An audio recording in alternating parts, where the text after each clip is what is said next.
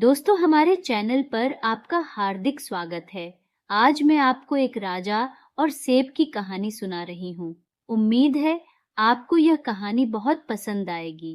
कहानी अच्छी लगी तो लाइक और शेयर कर देना, चैनल को सब्सक्राइब कर लेना और घंटी के निशान को दबा देना। तो शुरू करते हैं आज की कहानी।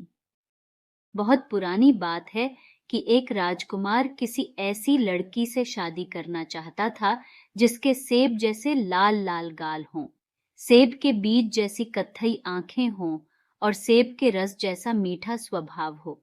लेकिन ऐसी लड़की उसको अपने राज्य में कोई मिली ही नहीं, इसलिए वह ऐसी ही एक लड़की की खोज में दूसरे देश को चल दिया।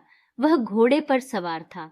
3 दिन और 3 रात की लगातार सवारी के बाद वह एक ऐसी जगह पहुंचा जहां छोटी छोटी झाड़ियों की एक कतार लगी थी। उस कतार में एक झाड़ी के नीचे एक बालों वाली टांग बाहर निकली हुई थी। वह वहां रुक गया। तभी उसने एक आवाज सुनी, उफ मेरी बदकिस्मती, मैं यहाँ चिपक गया हूँ। राजकुमार ने पूछा, तुम कौन हो? वही आवाज फिर बोली, मेरी टांग खींचो, तभी तुमको पता चलेगा कि मैं हूँ।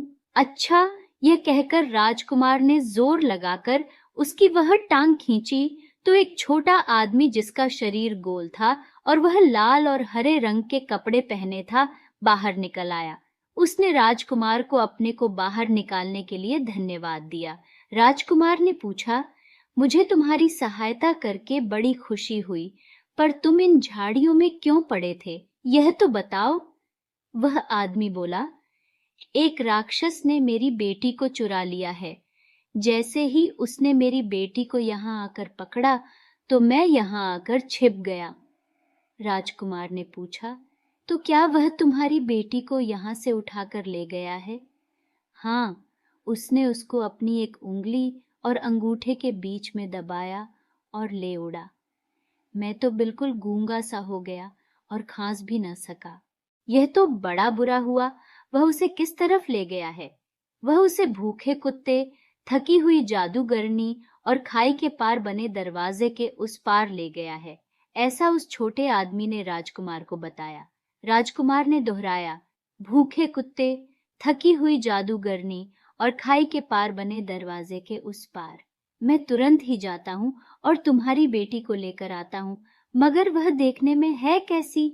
उस आदमी ने जवाब दिया, गाल उसके सेब जैसे लाल हैं, आंखें उसकी सेब के बीज जैसी कत्थई हैं और स्वभाव उसका सेब के रस जैसा मीठा है। अगर तुम... यह सुनते ही राजकुमार को इंतजार कहाँ, इसी लड़की की तो तलाश थी उसको। सो वह तो यह जा और वह जा। वह तुरंत ही अपने घोड़े पर सवार हो गया और दौड़ चला। वह हवा की गति से भागा जा रहा था कि एक कुत्ते का घर आया। कुत्ता अपने घर से निकलकर भौंकने लगा, राजकुमार, राजकुमार, तुम कहाँ जा रहे हो? राजकुमार बोला, मैं राक्षस के किले को जा रहा हूँ, जहाँ सेब जैसे सुर्ख गाल वाली, सेब के बीज जैसी कत्थई रंग की आंख वाली और सेब के रस जैसे मीठे स्वभाव वाली लड़की कैद है। कुत्ता बोला, मैं बहुत भूखा हूँ, पहले मुझे हड्डी दो, तभी मैं तुमको जाने दूंगा। राजकुमार बोला, तुम भूखे हो तो मेरे पास हड्डी तो नहीं है, पर मेरा खाना तुम ले सकते हो। ये लो कुछ रोटियां और इन्हें खाकर अपनी भूख मिटाओ। कहकर राजकुमार ने उसे अपनी सारी रोटियां दे दीं। कुत्ते ने खुशी से वह रोटियां खाईं और राजकुमार से बोला, जाओ राजकुमार, भगवान करे कि तुम उस लड़की को छुड़ाने में कामयाब हो, मगर याद रखना, अगर तुम्हें वह लड़की कहीं दिखाई न दे तो वहां एक सेब रखा होगा, वह सेब उठा लेना। राजकुमार फिर अपने घोड़े पर चढ़ा और कुत्ते के ऊपर से छलांग लगा दी। हवा की गति से अपने घोड़े को दौड़ाता हुआ वह जादूगरनी के घर के पास आया। जादूगरनी ने पूछा, राजकुमार, तुम कहाँ जा रहे हो? राजकुमार ने जवाब दिया, मैं राक्षस के किले को जा रहा हूँ, जहाँ सेब जैसे सुर्ख अगाल वाली, सेब के बीज जैसी कत्थई रंग की आंख वाली और सेब के रस जैसे मीठे स्वभाव वाली लड़की कैद है। जादूगरनी ने कहा, मुझे सोने के लिए एक कंबल चाहिए। जब तुम मुझे एक कंबल दोगे तभी मैं तुम्हें जाने दूंगी। राजकुमार बोला, तुम थकी हुई हो, मेरे पास कंबल तो नहीं है, पर मेरे पास यह मखमली कोट है, यह तुम ले सकती हो, यह लो। ये कहकर राजकुमार ने उसे अपना लंबा मखमली कोट उसे दे दिया। जादूगरनी ने वह लंबा कोट अपने शरीर के चारों तरफ लपेट लिया और बोली, अब तुम जा सकते हो राजकुमार। भगवान करे कि तुम उस लड़की को छुड़ाने में कामयाब हो। पर हाँ, याद रखना, अगर तुम्हें वह लड़की न मिले तो वहां एक सेब रखा होगा, उसको जरूर उठा लेना। राजकुमार जादूगरनी के मकान के ऊपर से छलांग लगाता हवा सी तेजी के साथ फिर उस लड़की की खोज में चल दिया और अब आया वह खाई के पार एक बड़े दरवाजे के पास। ची ची, राजकुमार तुम कहाँ जा रहे हो? दरवाजे ने पूछा। मैं राक्षस के किले को जा रहा हूँ, जहाँ सेब जैसे सुर्ख गाल वाली, सेब के बीज जैसी कत्थई रंग की आंख वाली और सेब के रस जैसे मीठे स्वभाव वाली लड़की कैद है। राजकुमार ने कहा। ची ची, पहले मेरे जोड़ों में तेल लगाओ, तभी मैं तुम्हें यहाँ से जाने दूंगा, दरवाजे ने कहा। राजकुमार बोला, ओ, तुम्हारे जोड़ों में तो बहुत जंग लगी है। मेरे पास कोई तेल तो नहीं है। हाँ, थोड़ा साबुन है, वहीं ले लो। कहकर उसने दरवाजे के जोड़ों में थोड़ा सा साबुन लगा दिया। दरवाजा खुश होकर बोला, जाओ राजकुमार जाओ, भगवान करे कि तुम उस लड़की को छुड़ाने में कामयाब हो, पर एक बात याद रखना, अगर तुम्हें वहां वह लड़की दिखाई न दे तो वहां एक सेब रखा होगा, उसको जरूर उठा लेना। राजकुमार ने दरवाजे के ऊपर से छलांग लगाई और फिर घोड़ा नचाता चला गया। आखिर वह राक्षस के किले पर पहुंचा। वह सीधा घोड़े को सीढ़ियां चढ़ाता सामने वाले दरवाजे पर पहुंचा। वह किले के पीछे पहुंचा, पर उसे न तो वहां कोई राक्षस दिखाई दिया और न ही वह लड़की। वह आगे वाले कमरे में गया, पर वहां भी उसको कोई दिखाई नहीं दिया। वह रसोई में गया, वहां भी उसे न राक्षस दिखाई दिया न वह लड़की। अब वह उस राक्षस के सोने के कमरे में पहुंचा। वहां उसने खर्राटों की आवाज सुनी। उसने अंदर झांक कर देखा तो राक्षस गहरी नींद सो रहा था और पास ही एक तश्तरी में एक सेब रखा हुआ था। तभी राजकुमार को याद आया कि सभी ने उससे क्या कहा था।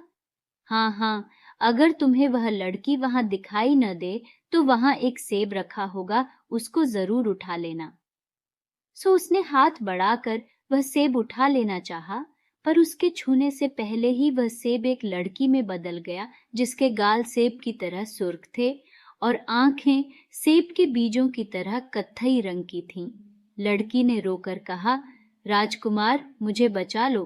राजकुमार बोला, आओ चलें, मेरा घोड़ा नीचे खड़ा है। और वे दोनों वहां से भाग लिए। राजकुमार ने लड़की को घोड़े पर बिठाया और दौड़ चला। तभी राक्षस की आंख खुल गई। वह वहीं से चिल्लाया, दरवाजे दरवाजे, रोको उसे। दरवाजा बोला, मैं नहीं रोकूंगा उसको, उसने मेरे जोड़ों में साबुन लगाया है। राजकुमार तुम जाओ। और राजकुमार उस लड़की को लेकर दरवाजे के ऊपर से निकल गया।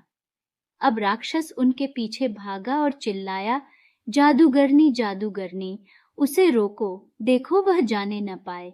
जादूगरनी बोली, मैं नहीं रोकूंगी उसे, उसने मुझे सोने के लिए मखमली कोट दिया है। राजकुमार तुम जाओ, भाग जाओ यहाँ से।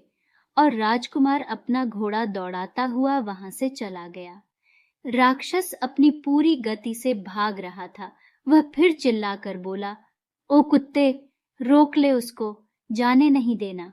कुत्ता बोला, मैं नहीं रोकूंगा उसको, उसने मुझे खाना दिया है। जाओ राजकुमार जाओ। और राजकुमार आगे बढ़ गया। जब राक्षस पीछे से आया तो कुत्ते ने उसके पैर को काट लिया और फिर पकड़ लिया। राजकुमार भागता ही गया और भागता ही गया, जब तक कि वह झाड़ियों की कतार नहीं आ गई जहां उस लड़की का पिता छिपा हुआ था। घोड़े की टाप की आवाज सुनकर वह आदमी फिर से वहीं छिप गया था। राजकुमार ने फिर उसकी टांग पकड़कर उसको बाहर निकाला। असल में वह आदमी घोड़े की टाप की आवाज सुनकर डर गया था और फिर से झाड़ियों में छिप गया था। उसे अपनी बेटी पाकर बड़ी खुशी हुई और राजकुमार के कहने पर उसने अपनी बेटी की शादी राजकुमार से कर दी। राजकुमार को अपनी मनपसंद पत्नी मिल गई थी। वह उसको लेकर खुशी-खुशी घर वापस आ गया और उससे शादी करके आराम से रहने लगा। तो यह थी आज की कहानी। आपको कैसी लगी मुझे कमेंट करके ज़रूर बताना। बहुत-बहुत धन्यवाद।